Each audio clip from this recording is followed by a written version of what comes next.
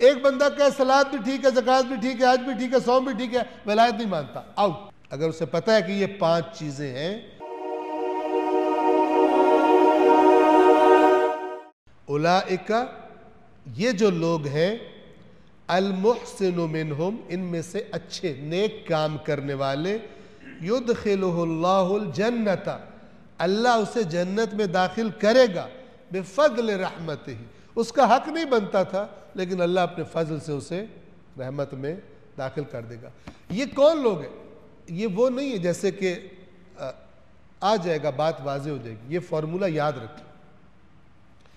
ان میں وہ نہیں ہے جو سمجھ جائے اور انکار کر دے، یہ اللہ ہرگز قبول نہیں کرتا۔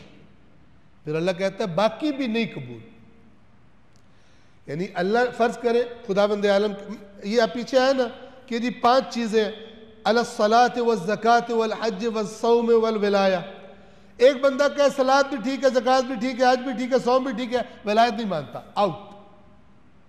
اگر اسے پتہ ہے کہ یہ 5 چیزیں ہیں، پھر وہ ایک کہے نماز نہیں، زکوٰۃ دوں گا، آؤٹ۔ زکوٰۃ نہیں دیتا، نماز پڑھوں گا، آؤٹ۔ یہ مراد جو اللہ انہیں کہتے ہیں، ان چیزوں کو کہتے ہیں ضروریات، جو ثابت ہو جائے کہ یہ اسلام کا، پھر وہ بندہ کہے میں اس کو نہیں مانتا، ایک یہ مجھے نہیں آ رہی، باقی ساری میں انشاءاللہ پوری زندگی کروں گا، اللہ کہتا ہے نہیں۔ قرآن میں بھی اس کی آیات ہے، کہتے ہیں ہم بعض پر ایمان لائیں گے، بعض پہ نہیں لائیں گے، یہ اصل میں کافر ہے۔ اولئک ھم الکافرون حقا، یہ کافر ہے، یہ اللہ تعالیٰ نے قرآن میں بیان کیا۔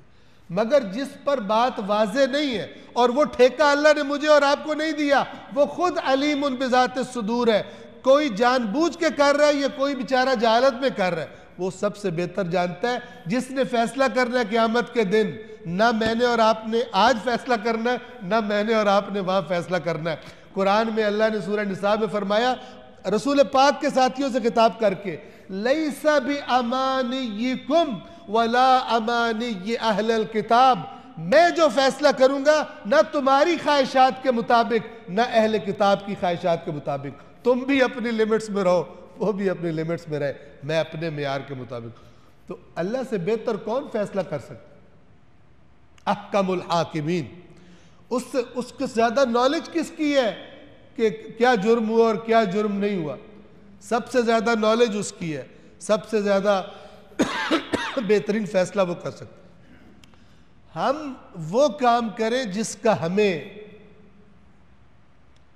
کہا گیا، وہ کام جو اللہ نے کرنے ہیں وہ ہم کرنے کی کوشش وہ اللہ پہ ہی چھوڑ دیں۔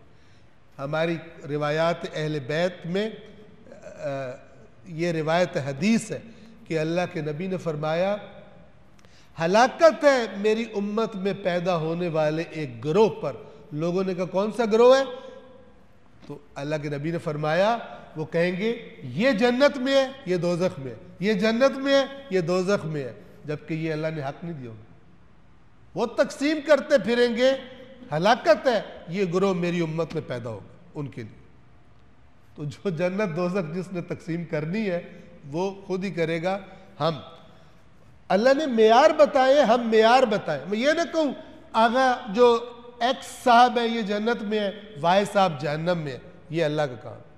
ہاں جو یہ کام کرے گا اللہ نے جہنم کی دھمکی دی ہے، جو یہ کام کرے گا اللہ نے جنت کی خوشخبری سنائی ہے، یہ معیار بتایا نا، وہی ہم دین بتائیں۔